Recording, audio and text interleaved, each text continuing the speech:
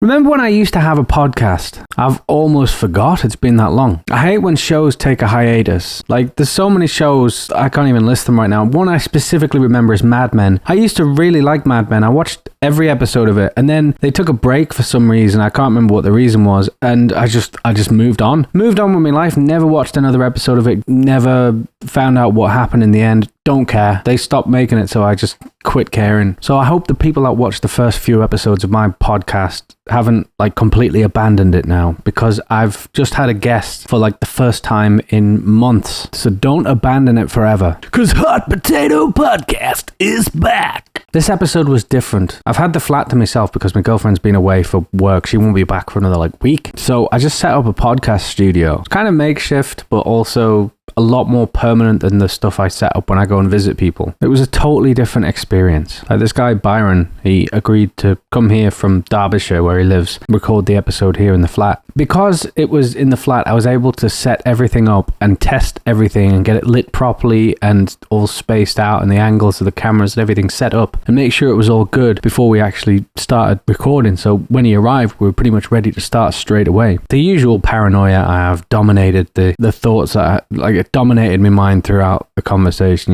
Is this camera working properly? Is it about to shut down? Is that camera going to run out of battery? Are these angles good? Is the lighting good?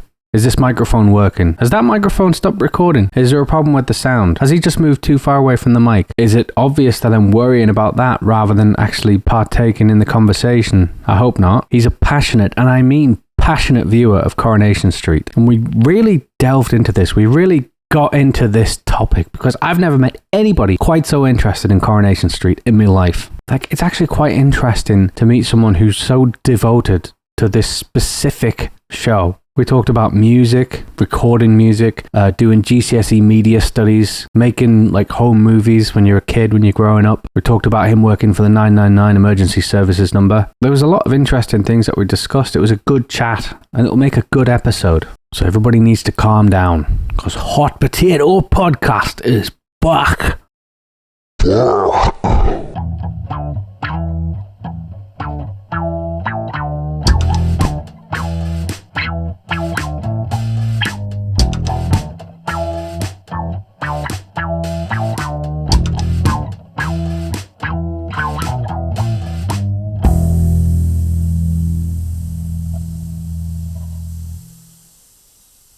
Right, so I know very little about you. Yeah. Okay. Deliberately, really. I wrote down, well, I didn't write it down. I copied and pasted what you said in your first email. Yeah. And it says, you're 20, you're a big fan of music and films, you worked for 111 for over a year, you're working for the ambulance service, yeah, and you're a big Coronation Street fan, and you're trying to watch every episode. Yeah. That's as much as I'm aware of, but those are all things that we should talk about. Probably in reverse order. Just, you said you're 20, right? Yeah. And you're a big Coronation Street fan. In fact, your profile picture, which I really like this picture, is at Coronation Street. Yeah. What was the deal with that? Was that a tour or something? Yeah, they do tours. Yeah, I've been 3 times. Okay. I want to go again. But yeah, I think that's the second time I went with my girlfriend. Yeah, so I went last time you go, and now they brought in, you meet cast member. You meet them? Yeah, you meet one cast member, and they do a little talk. And it's you don't know who it's going to be, so it could be one of the new ones no one cares about, or it could be a proper iconic one. So did you meet one every time, or was that just... No, just the last time I went, it was Arlene Grimshaw. Arlene, I mean, to me... Does that mean nothing to you? I mean, it should, because, I've watched a lot of episodes of it as well. I don't know. But it's this is what I was thinking when I was walking the dog earlier, and I was thinking about this Coronation Street thing. I was thinking, right, so you're 20, right? So when I was 14, you were just being born. Is that all right? I don't know how old you are. I'm 34, yeah. So, all right. So basically, I had to watch Coronation Street growing up, right? Yeah. There was one telly, and if I wanted to go upstairs and watch something, fair enough. But mostly it was you're forced to watch it. Why do you choose to watch it in 2024 as a 20-year-old? Is that an unusual thing? Is it something that the young folks are doing, or is it just a weird thing that... Oh no, it's very unusual. No one Where did it come from? So I just even nowadays when I sort of get into something, I get into it a lot. Right. And it's just my dad sort of watched it on and off, and I same as you probably. Like I didn't really care about it. Got into a couple of storylines, but apart from that, you just sort of just get on with it. And then I just started watching clips on YouTube of old episodes. Yeah. And then you just got to get into, like, I got into the Sarah Platt teenage pregnancy storyline in 2000. I just started watching that. Yeah. And then I'll start watching it nowadays then. They watch the current ones. And then you just want to know about the backstory of the characters, so you got to go back and watch.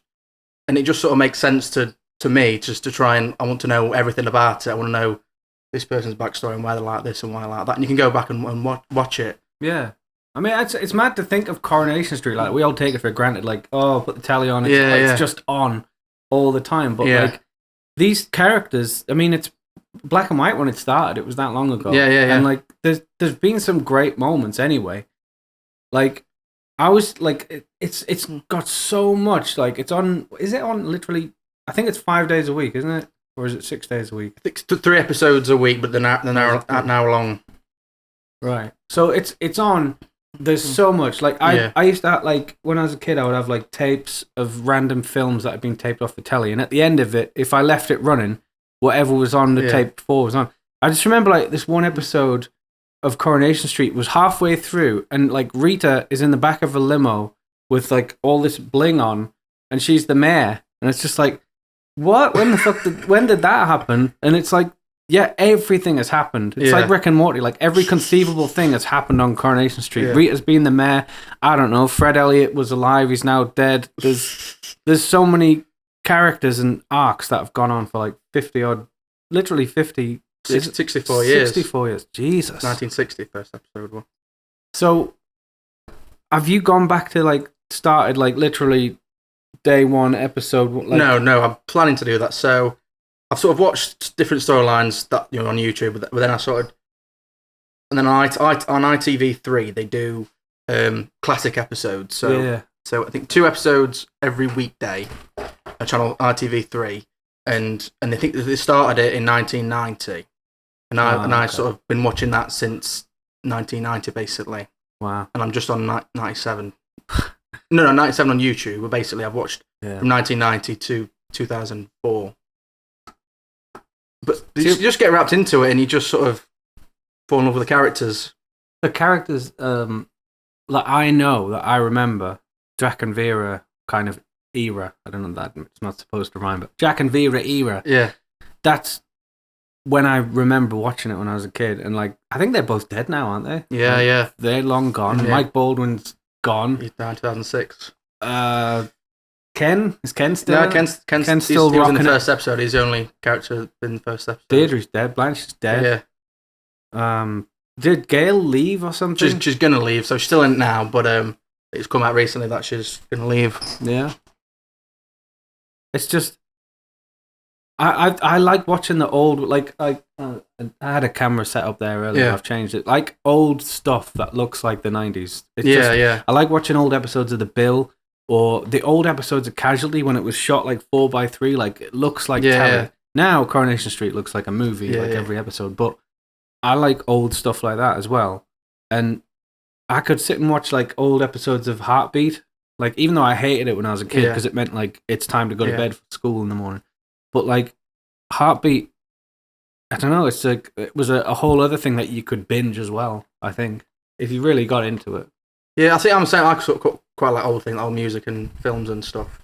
And yeah, it's just the new Coronation Street isn't that good, but I just watch it because I don't know. That must be confusing for you because you're watching like season like 1 to 14 and then like season 200 or something like simultaneously. It can be sometimes. Well, I got 3 on the go once. It was sort of like now 2001 and 1992. That's just like a mind bending like I'm just thinking of like the equivalent of anything else. Imagine putting on like I can't even think of something. Like imagine putting on like season 1 of Seinfeld and then the last season of not even that. Like we're talking like 60 odd years. Like Ken's having a bit of a hard day at work. Ken's at the funeral of his wife, like in the same kind of week. But see, I don't have like a general understanding of what happened. It's just knowing what happens in between. So it's just knowing how they got to that point, basically, I think. sort of more. Yeah, it's just more of a comfort show. It's just the old episodes stuff isn't really happening. It's just having a bit of disagreement about something, and you're just in the lives of these characters. There's no It's sort of big slow storylines. Yeah, it's It's just a very slow burn. Like. Yeah. But sometimes it goes fucking kaboom. Yeah. Like I'm sure there's been like, there's the Richard Hellman thing. Yeah, that's my favorites. Yeah, that's some good shit. And then there's been explosions and fires and buildings burning down and stuff. Yeah. Sometimes I used to go around my nana's and like have a cup of tea with her, and she would just be watching it, and it would be like, it's almost like it sucks you into a vacuum. Like, whoa, I'm not trying to get into Coronation Street, but this is interesting. And like when you're watching it just for years and years, you just get sucked into it. Yeah. Like my mum still watches it every single day and has done since, as long as I've been alive. And I don't think she would have the inclination to go back and watch. Like, she's probably watched it legit from like 90 to like now. Yeah. Like without taking a break, I think, because she used to watch the Omnibus on Saturdays. Right, yeah. She'd be doing her ironing, and it would just be like, Mum, you watched it all week. Now you're watching it again on Saturday. But so she's watched it, like, she's done what you're doing in real time without binging it, just waiting for it for decades. Yeah. And even if you ask her like what's Coronation Street like, it's shite at the minute. It's like everyone says, you've been watching it for 30 years.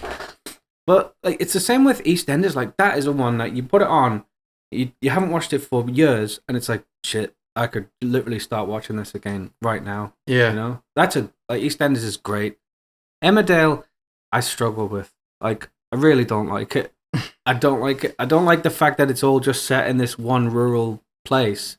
And I know that's the whole point, but it's just like I just don't want to hear about it anymore. Yeah, and I've watched bits of that, but I just thought I can't be doing anything else. I've just got to stick with this. Not falling in love with any other because then ITV. I wouldn't have time to do anything. Yeah, I've seen bits and bobs of that. It's the same sort of thing, isn't it?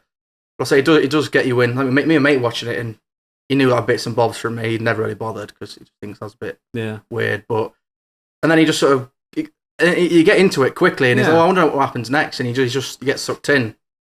It's amazing how, like, there was some Facebook page where they posted behind the scenes Coronation Street random clips from whatever years it was, and like you at the set there. Like, my mum went years ago and she had a picture outside of the Rovers return and stuff, and it was just like, I love that it's a set. This is a facade, and like there's indoor bits, and it's like it seems so mundane and so real. Like it's literally just in someone's house. Yeah, but it's not. It's a major production. It's like there's huge lights and cameras and sets and shit, and it's like it's the same with EastEnders and Emmerdale. It's like these are not just small time things. Like to Americans, it would probably be like, what the hell are you watching this for? Yeah. But for British people, it's like, this is life. Proper building. You want proper buildings and everything. Well, I mean, they're proper, but like, if you go in that door, I'd imagine it's just like it's empty. It's completely empty. Yeah, they do all the sort of inside stuff in the set. I think that's not the original one. They, I think, rebuilt it in 2012. Yeah, before that, it was 3/4. The whole street was 3/4 size. Oh, really? Yeah. Well, so they just had to do camera trickery. Camera trick. Yeah, people had to like walk slow when they were walking down the street. Jeez, that's crazy. But now it's a real size. So that's obviously, if you'd gone to the other one, you probably would have been like the doors would have only been up to maybe there. But I've seen like videos of people wandering around the old set or something, and it's like that, but during like it's abandoned. Apocalypse. Like it's like all mossy and shit. I really think they should do a post-apocalypse like episode of Coronation Street, like a special. I think not that old one down now, the Key Street. Oh, is it gone now? Yeah. I think they should have kept it open. I did a tour for like a year or two. Yeah. But I think they should have kept it open. But then that's not the one where they're filming now, I suppose. So this one, what you went to here, is this literally like that's where they filmed the show? Yeah, that's where they filmed the show. It's not like another version of it. It's like that's... Yeah.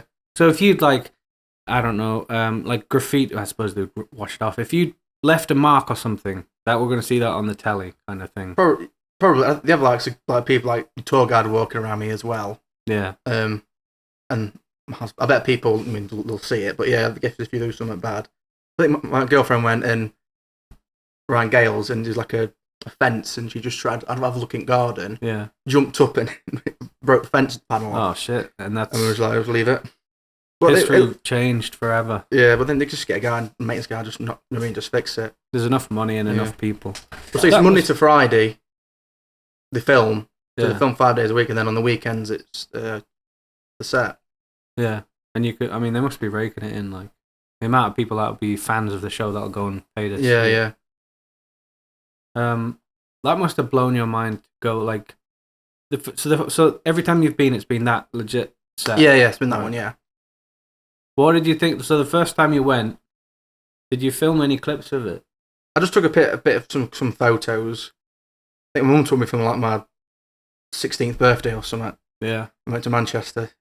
So then you were a big fan as well. Yeah. Okay. Yeah, even from when I was like 13, I think. Wow. So this has been like an ongoing for years and years. Yeah. It's I suppose it's normal to watch Coronation Street every day as like a person in the UK, but it's not normal to do it just so perfectly chronologically or like what do you call it? What's the word I'm looking for? So completely, so methodically. That's the word I'm looking for. You watched it very methodically, which is unusual and admirable, really. But yeah, so it's just like a thing now. Like I don't even like talking about it now. Yeah, it sounds absolutely mental. I'm watching all these old episodes and I've watched thousands, but it's just a part of my life now. I think it's what you're doing is not unusual in that everyone binges stuff and watches every episode of it. But Coronation Street as a subject matter it's very unusual. But also it's bigger than any other show. There must be people that have done this with Doctor Who as well. Yeah. Because there's enough of that. I mean, there's black and white episodes of that. But I think Doctor Who was as and when, whereas Coronation Street is just relentless. Yeah, like the amount of Coronation Street I've watched, I probably would have watched about Doctor Who loads of, loads and loads of times. Yeah, that would have been an easy. Yeah, done that in an afternoon. Something. Could have done it on the way over here. But yeah, Coronation Street is a beast. What I like about it as well is they have re-recorded the theme song for a few times. Yeah, but it is still the same song. Yeah.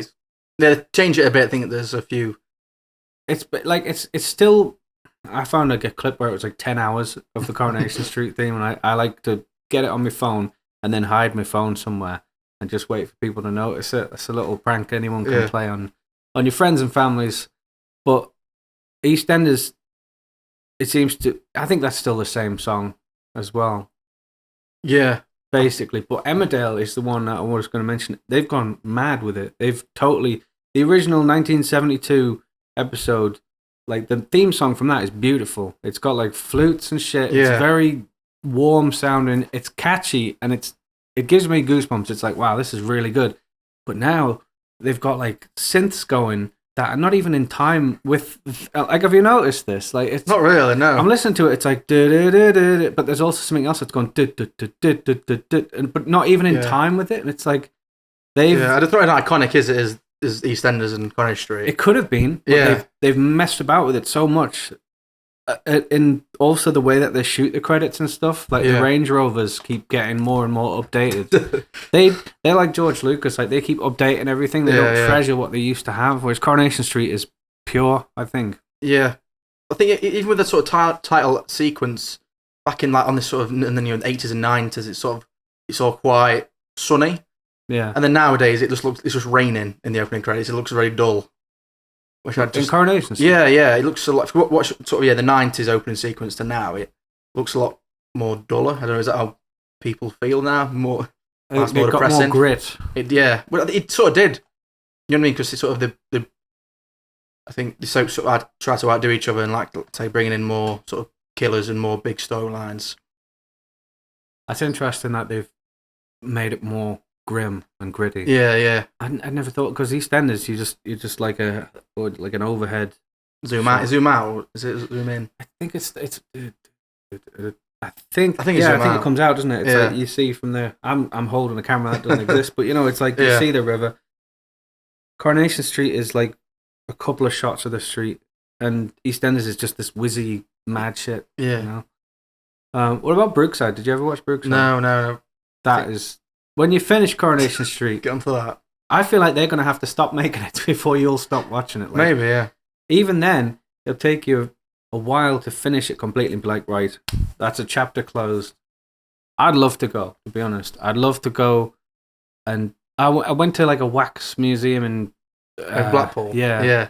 And I like that little bit. You can go in the Rovers, but it's like, it's kind of, I don't know how accurate it is, really. But this is the real deal. Yeah, it's not that expensive. I think it's like 25 quid. Yeah. I mean, like maybe like 30, 40 quid to go have a tour.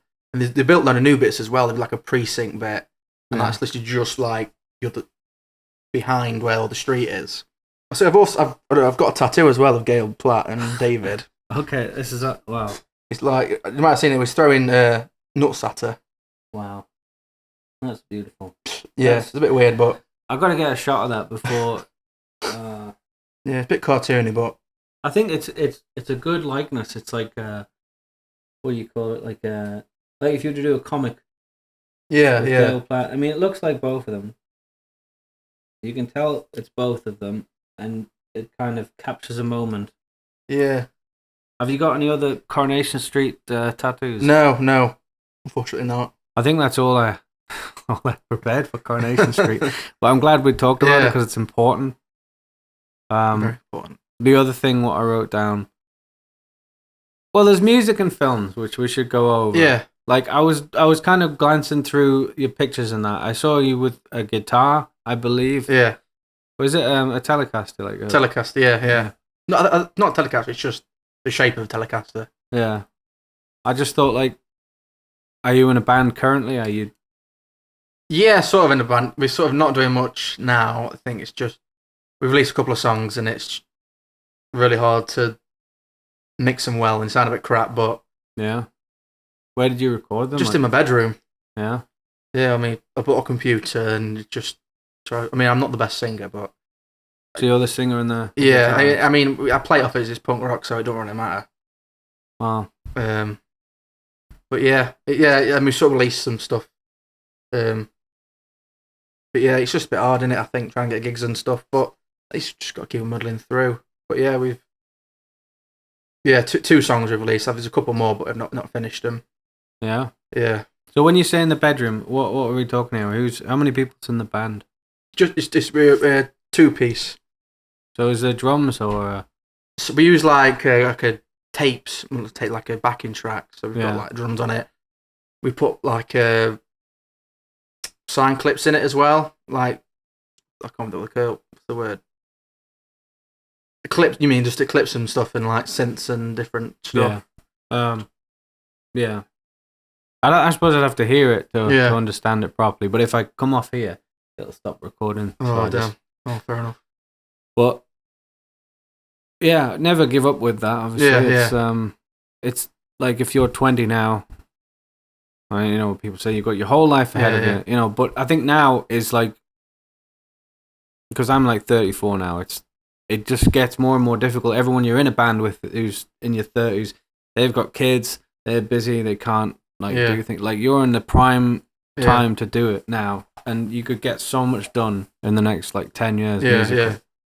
It'd be good to get a drummer, and just kind of flesh it out more from what you're saying. Like if there's two of you, it'd be good to have more like organic stuff as well. Yeah, so we used to be a 4-piece, and then sort of the singer left, and then the drummer left. But yeah, it was good, like just to be in a room and there's like 3 of you, and we work quite tight. Yeah, and you just sort of smash them out. You know what I mean? And I enjoyed that.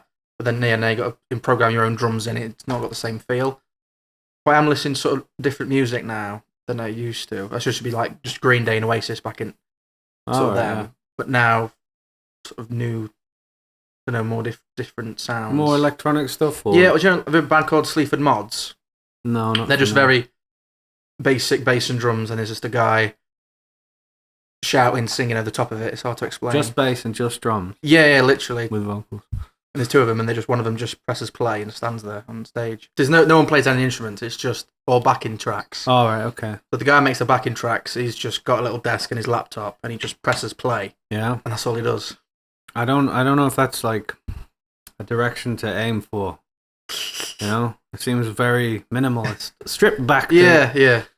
But I don't know. I mean, with like, it's really hard getting a drummer. It's really hard keeping a drummer. Drummers are temperamental people. Yeah, and there's there's like one drummer for every 10 bands that needs one.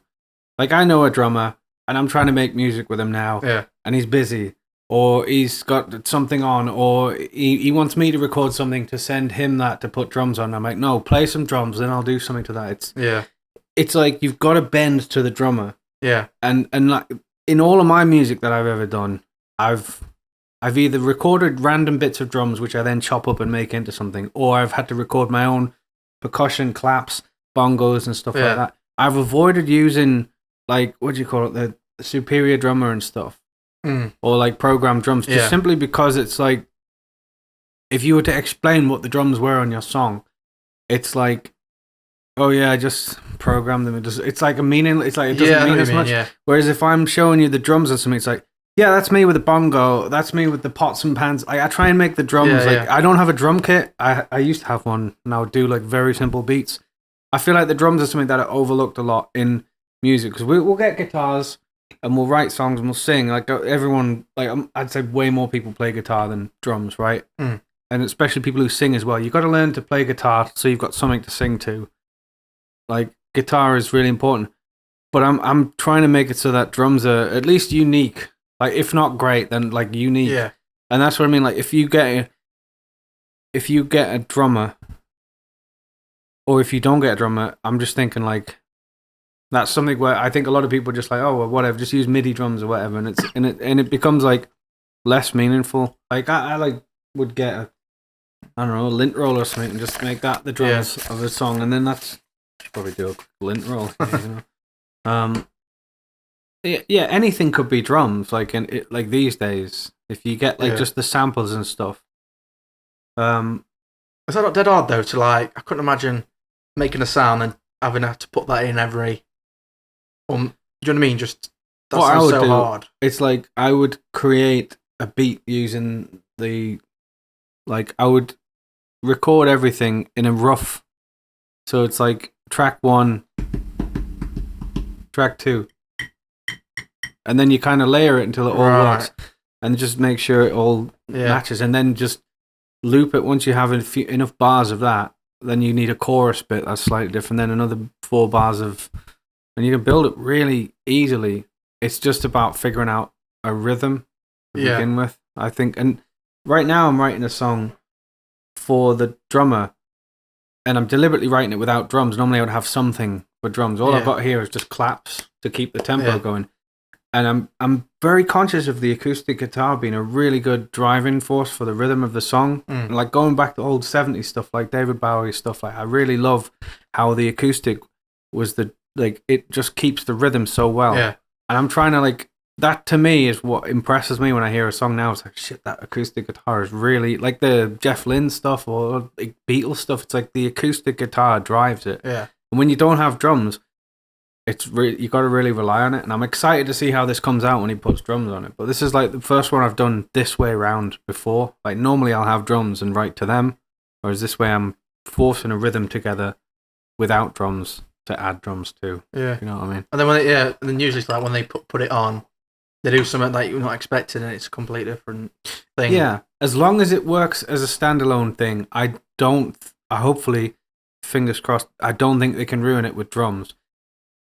But if they wrote drums and then if the rhythm isn't stable enough on its own, like a House of Cards thing, then bad drums will kill the song. Yeah.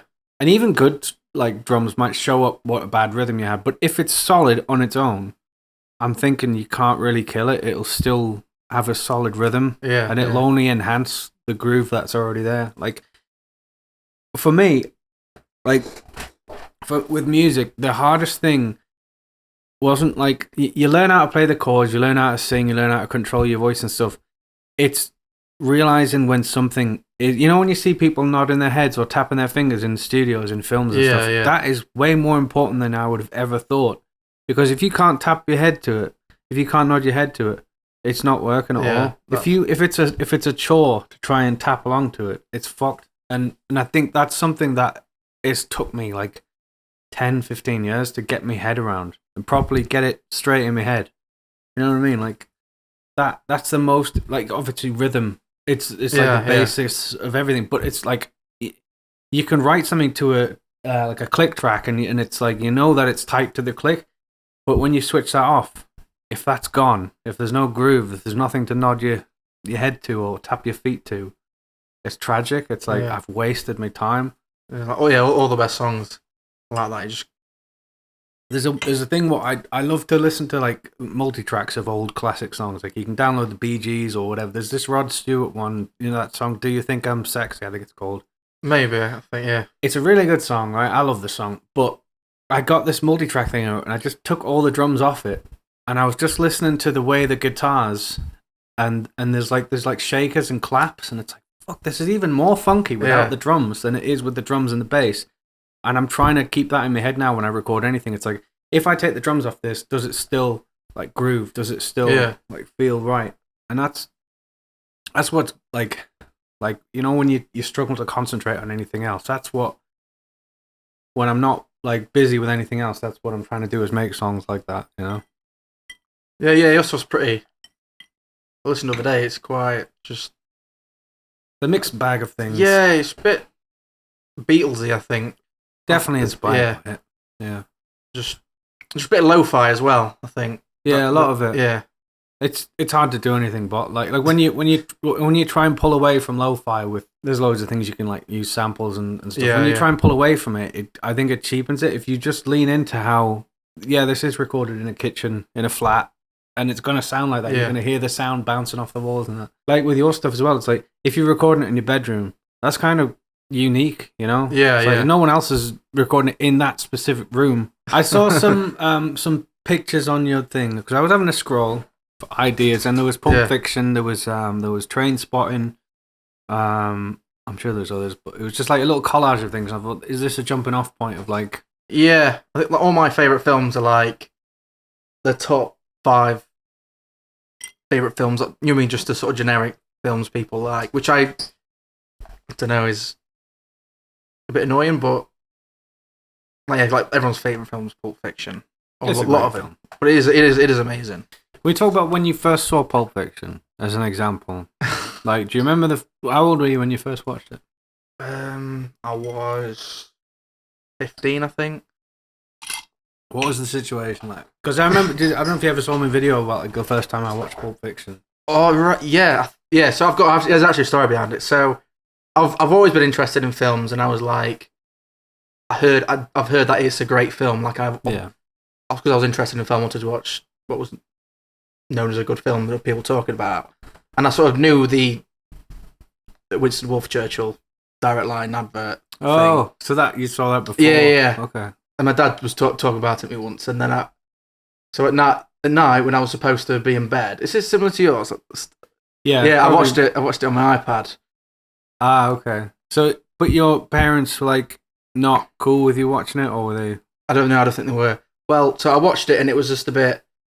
It's a long film, and it can have some slow points at some. So it was a bit of a. It's not linear, which for like if you've never seen a film like that, it's like I liked it, but I don't get it. Why did it not just end when like Vincent dies?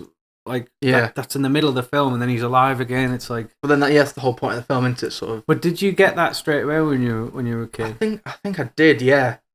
Which is it's just such a slow, because like even with the shot of him, Butch's name, Bruce Willis, like even walking, that's really long. It's very long in it, and I was like, this is not what I kind of love that though. It's like the cameraman is like, I'm thinking, how's he going to get over that fence? And he just stops. It's like he's not going to get over that fence. The camera cuts there. I love that he's like, it's almost like the kind of thing you make when you're a kid, where it's like, oh, go run up them stairs and walk along that balcony. I'll just film it from here. It's kind of lazy in a way, like some of it, even though it's obviously being very deliberate.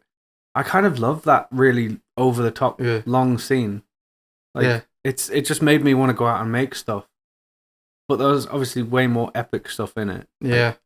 I sat up till like 3 a.m. and watched it on a school night. Yeah. And then the next morning, that the Wolf advert came on, and I was like quoting it. Mum was like, "Joe, that's from," and I was like, "Yeah, Pulp Fiction." It's like, "You better not have seen it." And I was like, "No, I've not seen it."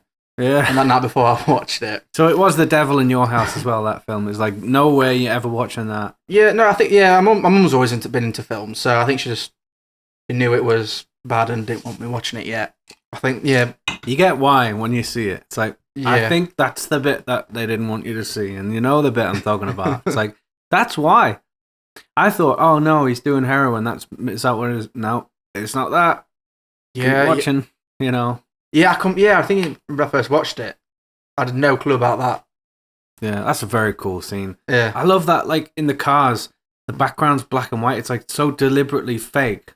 Like obviously they've got a real set and everything, a proper taxi, and Butch gets in the car, but it's so fake looking. It's, like, on purpose, apparently.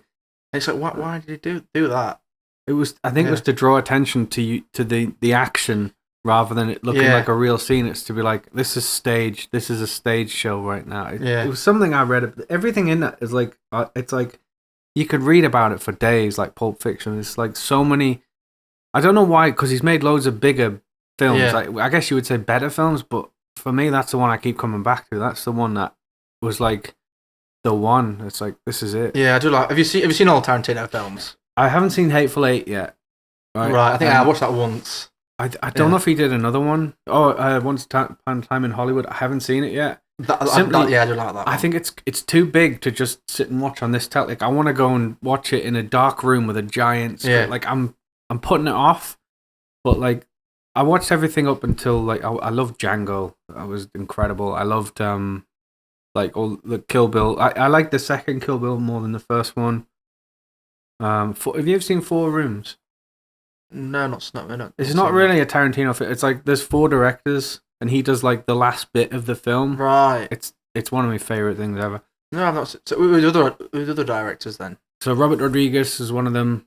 I can't remember. There's 2 others that I can't remember. But it's like the first bit is someone, and then the second bit is someone, and then it's Robert Rodriguez, and it's really good. And then the last bit is Quentin Tarantino, and that's even better. Yeah. It's like the second half of the film is amazing. It's like, did you watch Grindhouse? Right. I mean, is that with the car? Well, yeah, Grindhouse. It was like, I think it was released as 2 films, like a double bill thing. But yeah, then they extended it and just made 2 separate films. So you could watch Death Proof, which is the Tarantino one, which I love that film. Yeah. It's so good. And then the other one was Planet Terror, the Rodriguez one. Yeah, I think I've not seen Death Proof, and I think I've seen the rest of them. I like all of them. I don't like Jackie Brown. Ah, okay. I'm not a big fan of that. I think it's very dry, that one. Yeah, it's like that scene with Bruce Willis walking, but for the whole film. Yeah, yeah. It's like Robert De Niro is a great actor, but no one's like, his character is really flat, isn't it? It's just yeah. He would just sit there, just like, yeah. And that would be a whole scene. It's just him looking at his coffee. Like, it's really dry. And then then he just next minute he's just murdering that woman in a car park. That's fucking badass. At the end, he's like, I warned you. I just shut your mouth.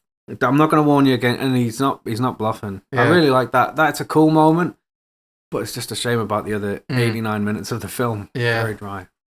Yeah, it feels like someone trying to make a Tarantino film. Yeah, it's good, but I wouldn't go back to it. You know, yeah, I haven't watched it since I first. I'm glad I saw it, but like, it's not the one. Like, yeah. What about what's the other one? True Romance, which is... I've not seen that. See, that wasn't even directed by him. He wrote it. Yeah. Tony Scott directed it. Really cool, and it's because it's Tony Scott. It's kept linear. Apparently, Tarantino would have split it up like Pulp Fiction, but it's like a linear story. That's a really good film. And then what was the other one? Glorious Bastards. Oh yeah, I forgot about that one. Yeah, that one. When it came out, I got it on DVD and I was just watching it over and over again. I loved it, but I kind of got sick of it. Like, it's not as repeatedly watchable as the older ones. But sometimes, like, some of the like great films, I think, because they're so strange and a bit weird and a bit long, they're not rewatchable. Some of the rewatchable films are the ones that aren't as good, I think. But do you find, like, with something like Pulp Fiction, because of the way it's structured, you could just watch a bit of it? Like, you have your breakfast and you watch half an hour. Yeah, or like just watch the first like half an hour. I want to watch the coffee shop scene. I want to watch them go, like, talk about cheeseburgers, and then I'm going to go to work. Yeah. It's like that. I think it's the same with Reservoir Dogs. I could watch that opening scene in the diner. Like, I could watch that anytime. Yeah. You know what? The first experience I had with Reservoir Dogs, there was that song. I can't remember who the song was by. Oh yeah, I know what you mean. I think. What was he saying? Like, you need to calm down or something, and then he smashes a chair. And he's like, "I'm calm." He's talking to Mr. Pink. Oh, Scooby Snacks. Yes, that's the. Right. I heard that for years, and I was like, "What the fuck is this film? It sounds interesting." And I never thought that scene would have been shot down a corridor, and you can't even see what they're doing. Like, that's a mad Tarantino thing, isn't it? Like, he doesn't do that so much in his newer stuff. Like, the mad angle. Like, Reservoir Dogs is really low budget, I think. Like, of all of his films, I think it was like the first one into it. One, yeah. And it was just like, he's deliberately making it weird as well, which I don't know how people would have reacted to that in the 90s. Yeah. Well, I think it did pretty well, didn't it? Yeah, it got him started. Like, so have you ever seen The Room? You heard about The Room? Yeah. The Tommy Wiseau. Yeah. So I got like just a rabbit hole once, and I sort of read the audiobook and listened to the audiobook. Oh, the Greg Sestero's like. Yeah, Disaster Artist. You've seen the film, Disaster Artist? The film was good, right? But Greg's book was fucking fantastic. Like, the book is a real... Like, I borrowed it off someone, and I gave him it back within a week. I was like, yep, done. Yeah. There you go. I could not put it down. I didn't think they... I love that they recreated everything, and I learned loads of things visually. Like, when I was watching it the first time, I never realised that rooftop was, like, a green screen thing. I thought they were just on the roof of their building, like... Really? Well, that's a very, like, Tommy Wiseau thing. Like, he's got so much money. He's like, no, we're not going to the rooftop. We're going to make a rooftop. Yeah. And then when you watch it after you've realised that, it's like, that wall looks really fake. Like, it looks fake now, but it didn't, like, I didn't notice it. So did you read the book before you saw the Disaster Artist? No, I saw the Room. We used to do, like, shitty film night. So we would watch, like, Neil Breen films, or Tommy was, like, we'd watch, like, and... one of the first ones we watched was The Room, and everyone laughed and then went home and forgot about it. And I was like, no, I need to watch that over and over. I must have watched The Room like 10 times.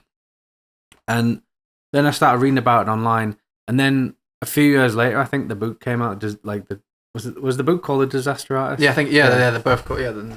And I read that, and then the film came out, and I kind of didn't need the film at that point. The book was good enough. What the best thing in that book was right at the end.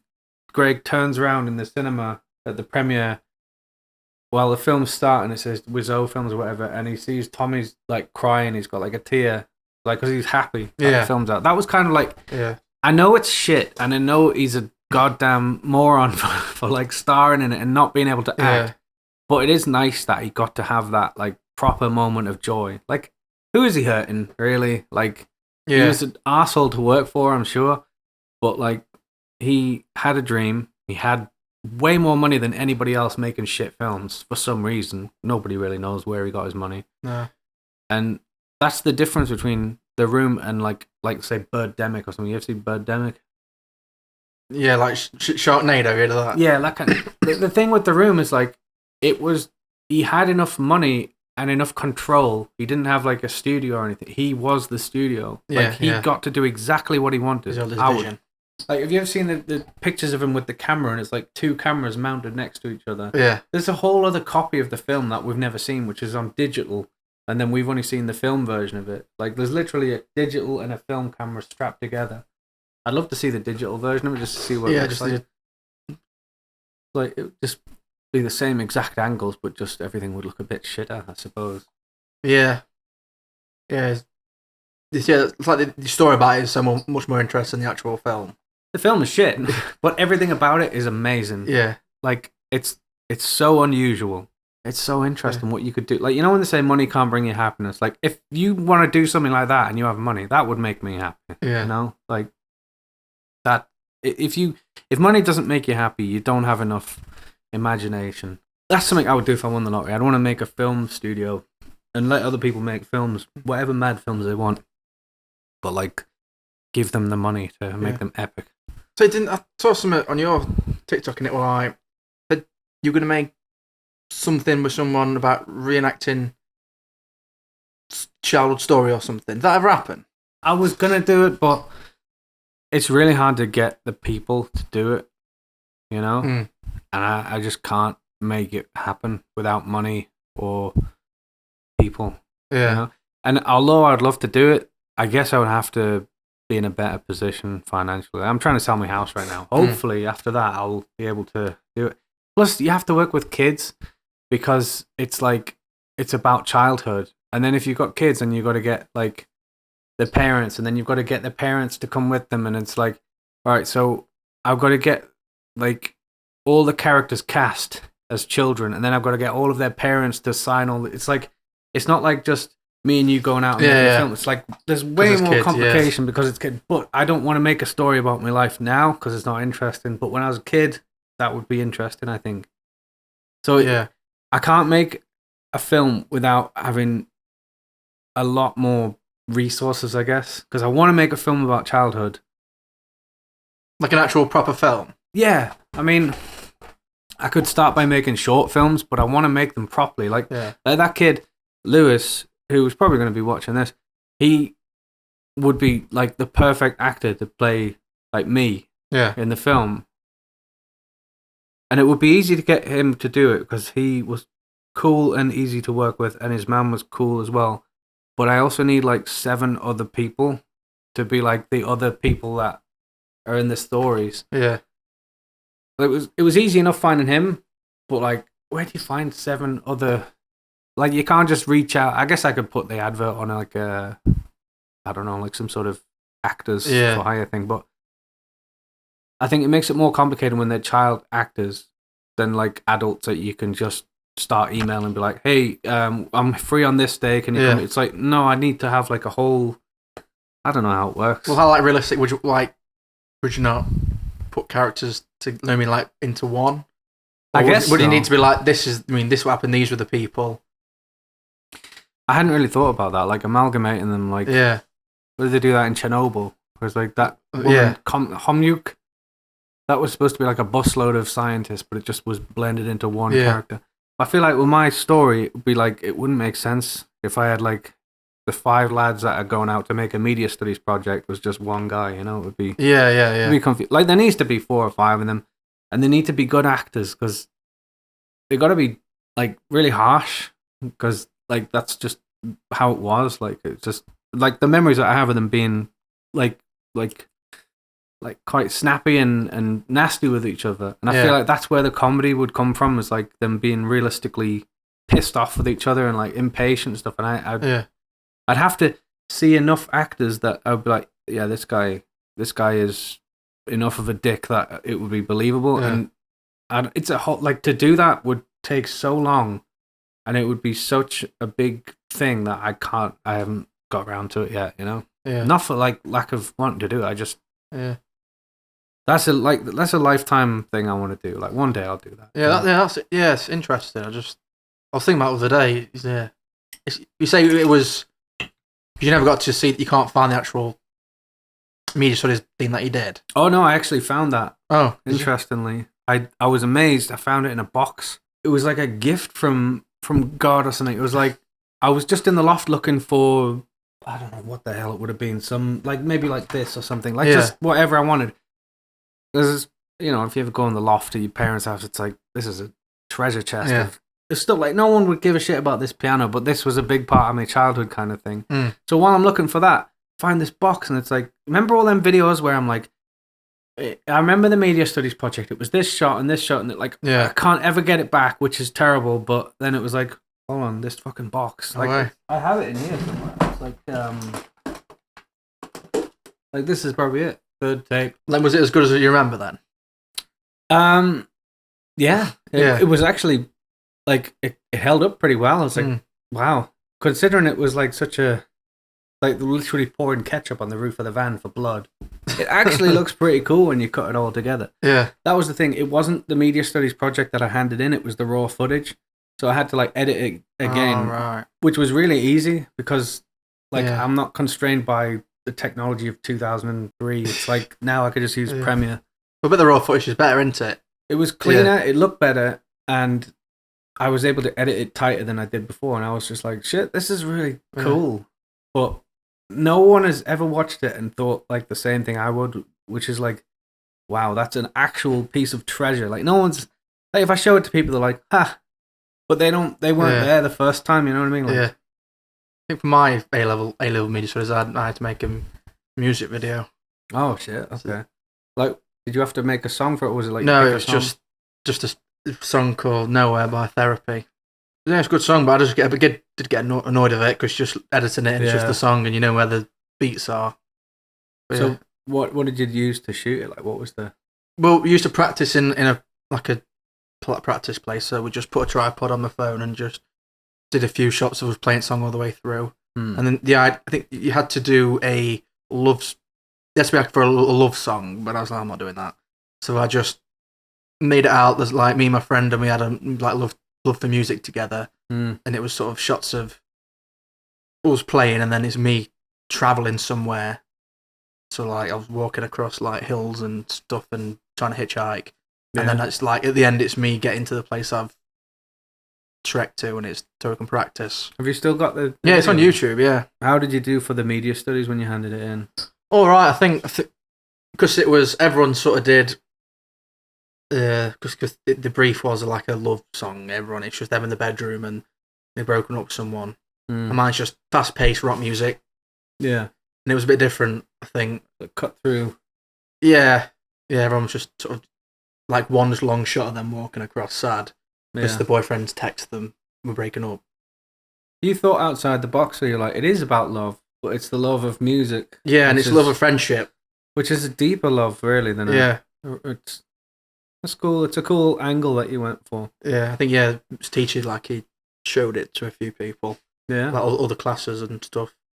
So was that something that you wanted to do? Have you made other like films and stuff? Yeah, when I was younger, I made like my little brother. I made like little action films. So like, wow, okay. You have a toy gun and then you like be shooting each other. And I put like Shrillex Bangarang. Oh yeah, I was fighting and stuff.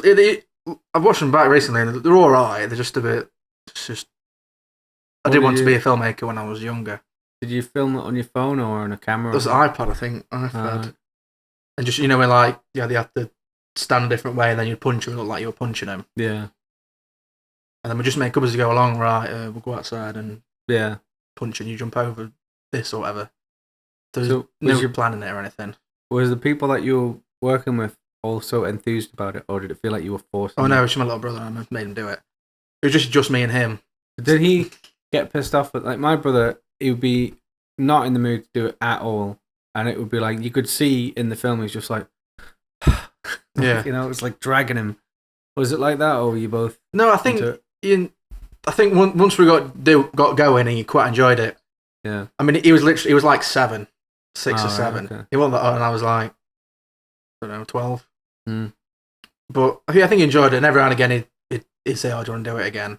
I think once he saw it, and I put like all the credits and stuff, and just me and him, starring, directed, really edited, short credit, and then he put the music on.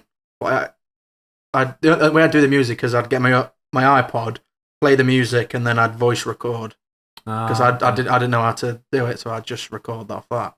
Yeah. So it all sounded terrible, but I used to do a thing where I think either that camera or whichever one I had when I was a kid, I had like a mic input, and I would just get the aux cable from like my mum's hi-fi and like get the headphone jack and plug it into the camera, and like just film stuff, but with that as the mic. Yeah. And I thought that was amazing at the time, but it's so easy to do it on a computer now, but it was just. Or did you ever do anything between two VCRs, like editing, like you play one and you... No, for my time VCR. Oh, yeah. Like Christopher Nolan's first film, this is something I found out recently. I can't remember what the film's called, and I haven't watched it all, but his first film was like 2 VCRs he used to edit it. He didn't use a computer, he just literally record, play, pause, whatever. Like, and when you watch it, I mean, it comes across pretty smooth. You would never think that. Yeah. But it's like, this is fucking... Christopher Nolan. He went on to make some amazing films, but that film is, and it's not just a short, it's a feature-length film that he was just sat there with 2 VCRs. Like, what? Like, that was pretty mad.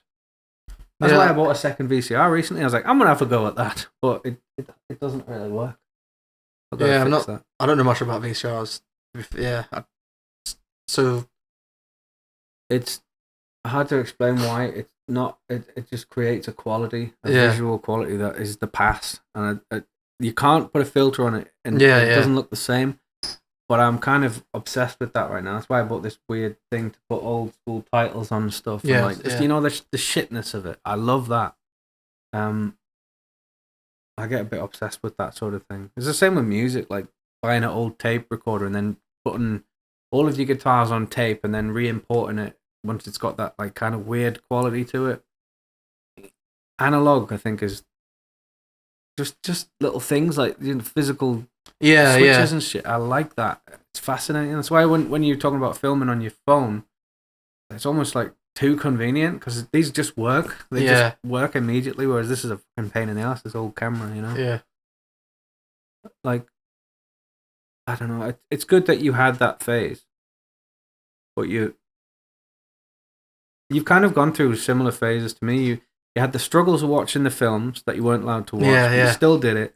And you had the media studies thing, which you smashed out the park. And then you had films that you made with your brother, which I did the same thing. And then you went into music. It's like we're going down the same path. It's just, I guess it's like you are like what did we say, 14 years? Like I was born in 2003. Yeah. So yeah, I guess it's 14 years. So it's like you've got like, it's like if I could rewind back.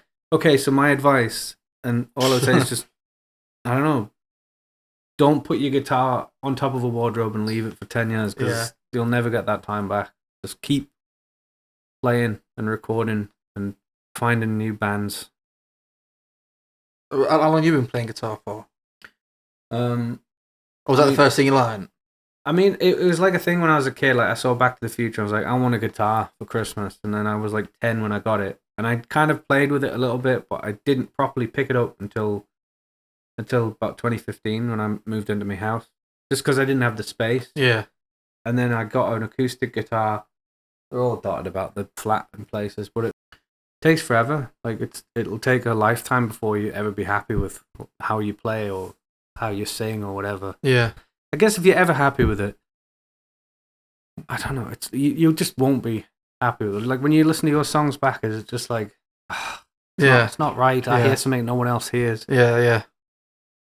It's a lifelong thing. Like until the day you die, you'll never be happy. Like if someone put on your song on your deathbed, you'd be like, oh, turn it down. It's embarrassing. It's like because it's you. You don't hear it like anybody else hears it. I wish I could hear it, the stuff I've recorded, the way other people hear it. Yeah. And I can never do it. And I can't think of a way to do it either. I can't get out of my own head and the memories that I had and the cringing at my own voice and stuff, you know? You ever feel like... Yeah. I wonder if like Coldplay do that. I know, like anybody. Like apparently John Lennon hated his voice. You know, it's like, of all people. Yeah. It's like no one can hear Coldplay the way Chris Martin hears Coldplay. No one feels that way when they put it on. And it's a sad thing, but it's, I don't know. But then, like, if you are crap, then people don't really want to tell you, though. Yeah. Like, I remember I was at a place in Manchester. I was trying to record stuff, like, because I wanted to properly scream out some vocals, and I couldn't do that in the house. So I went to this place, and this guy's like, I'll show you something I've recorded. I was like, okay. And he puts it on, and it's like the worst thing I've ever heard. It's like his singing is atrocious. It's like really badly out of time. His guitars are out of tune. It's like, and all I could do was be like, oh, wow, that's cool. That like, I couldn't be like, this is terrible. And no one will really tell you that. Yeah. I mean, some people will be that harsh with you, and those people are more valuable than anything. The people that you hate when they say the thing, and then you think about it later, it's like, I'm really glad they said it, you know, because no one else would. 111. Yeah, it's worth 111. So what's the deal? So 111 is it the non-emergency medical line? Yeah. So if you ring your GP and you want to book an appointment, that doesn't involve your side of it. But if you're like worried that you've got an infection or a temperature or something like that, is that when you... Yeah, it's basically just you if you don't know what, if something's wrong with you, don't know what, ring us up. We'll do a medical assessment just to rule things out and tell you if you need an ambulance or you just need to sort it out on yourself, basically, or go to a pharmacy. Or is there a lot of pressure on you to like? Because I mean, on the 999 line, it's like literally people will die, but on yours, people could still die. It's just There is it's. Sorry, is it pressure? Yeah, is there a lot of like when you're starting a new job, they're like, these are our customers on the line. We don't want to ruin our reputation as a business. But is there a bit where they're like, listen, guys, if you don't get this right, people will like potentially be really ill? Or... Yeah, that's your training. It's quite a long training thing you have to do. Yeah, like 6 weeks. Like in a classroom. But yeah, it's just to notice the signs. But if you're asking it's just the system. You're just asking what it says. Oh, right. If they've got chest pain, it's already asking you about. He's got this medication. So you don't have to get like medical training for it. You do a bit like notice the signs of stroke, things like that. But it's sort of the worst thing. I think it's just you'd be like, they'd ring the GP. The GP can't give an appointment, but they say ring 111 because they might be able to give you an appointment. Right. But that's not really how it works. So they ring us, we ask all the questions for like 10 minutes, and then say, you need to speak to your GP. And they say, yeah, we spoke to a GP. All right. They told us to ring you. Well, we're saying ring them back. And you just get caught in a loop. Ugh. So it's one of those things where it's a broken loop system. Like, you can only do so much for these people. Yeah. And it's just, sometimes you feel bad for them. It's just sort of the system, isn't it? And like sort of dentists and stuff like that, like people can't get again dentists anyway, and they're sort of just in agony, just screaming at you. So you get a lot of nasty kind of. Sometimes, yeah, but it's just people are upset and they're in pain. They're going to be upset, and that's what they say to explain to you. At least it's something where it's not just them being an entitled arsehole. It's like they are in pain. It's not just like, well, I've ordered my shoes and they're not here. It's like, no, I'm actually in pain. My kid's ill. The parents are always sort of. But it sort of makes sense, because they're sort of worried. Yeah, it's more meaningful than like what I've done, like kind of customer service. It's like, it's important. It's an important service. Yeah. Like, it's valuable. But I guess you've got horrible people in every. Like, what's the worst kind of person that rings 111? Do you think? Just people who just don't stop talking, and they're telling you about this and much, and just if you answer the questions, we'll get you some help. Yeah, but it's just they're telling you about what they had for breakfast and stuff, and it's so they don't know what's relevant. So they're telling about what they had for dinner, but I want to know if you take any medication. Yeah, I get it's like that with car accidents. It's like, right, so what happened in the accident? Well, what it was, I just took my kids round to my partner's house. Well, not my partner. We're actually separate. It's like, I don't need to know anything except the minute the impact happened. Some of it's important, but you don't. You're just giving me everything right now, and it's really it's going to take half an hour. It could take 5 minutes. Yeah, it's like that. But I never had a checklist. But it was like, I know what I want to know. I just need you to give me. If I say, what time did the accident happen? I don't need you to be like, right, well, I'd been for dinner, and it's like, just work it out quickly in your head and tell me the time. Yeah. Or look at a picture that you took when it happened. It's dealing with people. I mean, whether they're in pain, whether they've had an accident, or whether they've ordered a catalogue, people are really annoying. Like, by and large, people are the worst. Like, it's.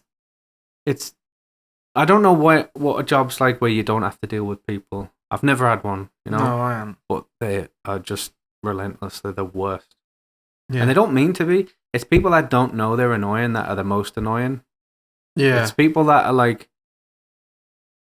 when you ask them a question, like, can you give me your registration of your car? And they're like, now you're asking. It's like, I've heard that fucking shit joke 50 times today. Yeah. Now you're asking. Like, just get your head out of your ass and give me the information. It must be like that with the medical stuff. Like, all right, so let's say if I ring up and I'm like, I don't know, what would be a typical, what's the most common thing that people ring up about? Like, they can't just all be like, yeah, I'm having a stroke. Like, one it was just like, either the kids, if kids have got a rash, I've got chest pain or abdominal pain.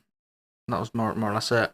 Those are the three ones that are like, I think the kids with rashes, UTIs. Abdominal pain, and what about the thing where I always like when I go to the GP or whatever, it says, has your child or whatever got a cough, a fever, a runny nose? It's probably a cold. Just get over it or whatever. What's in a GP? And then you see a line of people like, hi, I'm here with my daughter. She's got a temperature and a runny nose. It's like, it says on the poster, it's like, it's just a cold. There must be the amount of people that ring up about like their kids having a temperature, and you think like, what a pain in the ass. But like, if my dog's been sick, it's probably nothing. But I do panic every single time. Yeah. It's just like, and I don't have a kid, so I don't know what it's like to. Just people just being. I don't know. I always think why can't people Google it? Why they got called? Do you know what I mean? But it's just wanting that security, and obviously it's a good service to have. If you can ring about anything, and it's always 24/7. It's free. Like during the pandemic, for example, were you doing it during the pandemic? No, just after that. Yeah. I was thinking, would you have been like one of those key workers? You still have to work. Yeah. Would have been. Yeah, I think, and they were dead busy then because everyone thought they had COVID. Christ, are they still ringing about that now? No, well, some people are, but like some people would ring and they'd be like, "I want my vaccine." Yeah, and literally like there's nothing you can do. You can't get it anymore. Basically, oh, they're you not have, doing you have to that like now. be ill, and your GP's like, "Let's put you in for it." I really like, and it sounds weird, but I really like how we just stopped worrying about COVID. And I knew that would happen eventually, but I really hated it when it was just like, oh, I've got a bit of a blocked nose. It might be COVID. Go get a test out, and if it's positive, then we can't go to the cinema. You know? I hated that so much. Yeah, that was like I was in COVID when it was. I didn't do my GCSEs. Oh yeah, because what was it? You'd have been like 16, just so like 4 years ago, wasn't it? Yeah. So it's been a while. So what? So how did that affect you? Like, so were you just finishing school at that point? Yeah, so I was getting ready, getting ready for GCSEs and doing the marks. Yeah. And then I think one day came in and they're like, yeah, she's the last day. So it was in March when it started to be like a thing. Yeah, I think some people like had it and they had to like close off a bit of the school and it was. Jesus. But no one knew what was happening. Did they do the thing with classrooms where they had to space you out and that? No, I think that was when you went back. Obviously, I'd left at that point, so like. Oh, you were just at the tail end. Yeah, and it was like the last day, like they're like, nah, no one be signing each other's T-shirts or anything, because then we all did it anyway. Well, that's important because you probably got that somewhere. Yeah, so keep that forever. Yeah, and they were like, we'll do it one day. We'll bring you all back to do a prom, but never did. So, what did you sit? You didn't sit the exams normally. No, yeah. So I went on predicted grades, so like, off your mocks and sort of how well your teacher did. Yeah, I did better than I thought I was going to do at GCSE. You might have done better than you would if you'd sat them. Yeah, on the predicted. But I don't think I'd probably have done the same. But yeah, I did pretty well. Yeah, from predicted. But again, it's just the fact that like I never did do it. I never did actually do it. I mean, it was all just predicted. And as an experience, I would say it was pretty overrated. We did mocks in like proper hall. So it was properly like, actually, this is what it will be like. It wasn't just, for us, it was like, right, everyone were doing mocks, like just in the classroom. Oh, right. I fucking hated that. But it was like all day, every day, mocks. And then you got a few weeks off to study, and then I guess you come back and do the. Yeah, I think we never got to the bit where we had the couple of weeks off. You must secretly though, were you kind of chuffed that you didn't have to do it? Yeah, you just kind of got to shut down you got to cut it short in a way. Yeah, it would just you didn't have to do it, and you just sit at home, couldn't you? After that, after you left school, what happened then? So there's a lockdown. So it was lockdown for ages, wasn't it? Like lockdown, yeah. So you didn't have to. So you didn't work at that point. You didn't have to go out or anything. No. And then I think restrictions. Yeah, restrictions sort of came down, and then I went in just sixth form. So was sixth form back to business again as usual? Yeah, I think there was bits where like because it was like in like an actual school, and you had to you had to walk outside, and you couldn't go certain places because this year. But yeah, and then it was back to sort of mundane. Yeah. Sort of school life. It happened at a crucial time for you. Like for me, it was like I don't give a shit. It was just like whatever. But for you, it was like the most interesting time that it could have happened. I can't think of a more, unless you'd been a few years younger and you'd been like right in the middle of school, and then it was all online school or something. Yeah, that must have been torture. Like, yeah, my brother did that. Yeah, like over Teams. How did he find that? Like, was it horrible or was it? I remember him having it on his iPad, and we couldn't figure out how to hear them. So we were just like, "Mom, into him, we can't hear you." Yeah, get a sign. Yeah, so we couldn't hear what they were saying. So I think this eventually sorted it out. But it was only in line reception year one. Oh, right. So like they weren't doing much stuff. I think not doing their mocks. Yeah, I think, and Mum had to help him with it as well. But yeah, that one must have been torture for parents as well. Like just having to like, have another job. And they're all sat at him as well. Again, not doing it, can't go out. Yeah, it was a miserable time, but best not to dwell too much. I mean, I kind of missed some parts of it. Like, just it was kind of fun. You know, being furloughed from work was amazing. Like, just sat there thinking, if I'm not working hard enough, they're going to bring me back into the office. And I get a phone call and I'm like, yeah, I am going to do it. I'm just in the middle of, and it's like, I'm just letting you know you've been furloughed. It's like, shit, this is amazing. Just take the headset off. I'm going in the bath for 3 hours. Like, that was such a good time. So you didn't work from home then? Well, it was like, I'd never worked from home. It was never a thing. And then they started to talk about it because of COVID. And I was like really paranoid about getting COVID. I just thought it was going to be horrible. Yeah. And then I pushed for it. They didn't want to let everyone work from home. You had to really fight for it, which is so stupid. Really, they just wanted half of you to go home so they could space the office out. Yeah. And then I started working from home, and every single day my manager was like, "This is not good enough. You're not." And the thing was, I wasn't working any less hard than I'd ever done before. It was just that he was. There must have been pressure on him or something. Yeah. To like make sure everyone was working as hard at home as they were in the office, and he just became really obsessed with it. He actually quit. Like he quit after going on the sick with stress. Somehow it was more stressful for him to be a manager during COVID than it was for everyone else to just work. Yeah. I think managers went a bit mad with the some of them, the power went to their heads, I think, just because they were nitpicking like way more than they'd ever done in the office. And instead of just walking around with a coffee being like, how's everyone doing? They were like, let me look at everyone's figures like on a second by second basis. And I think some of them found it stressful and some of them really got off on it. And those people that got off on it are still managed, like they're the worst kind of people. And they're still, I mean, at my job, I left, and the guy who was like really into it and loved being that kind of micromanager, he's still there, and I think he's one of the worst people I've ever worked with. He's an absolute nightmare. Well, was yours in an office, like where you work now? Yeah, it's like an office, a call center. Have you ever worked from home? No. Oh yeah, I worked at McDonald's at the first job, then I worked at 119, 999. Are you? So you're doing that? You're going to do 999? No, so I'm doing that now. No. I started recently. So this was the thing. So you work for one, and now you're working for the ambulance service on 999. Yeah. So it's like way more intense now. Yeah. Is it better? Yeah, it's not as busy.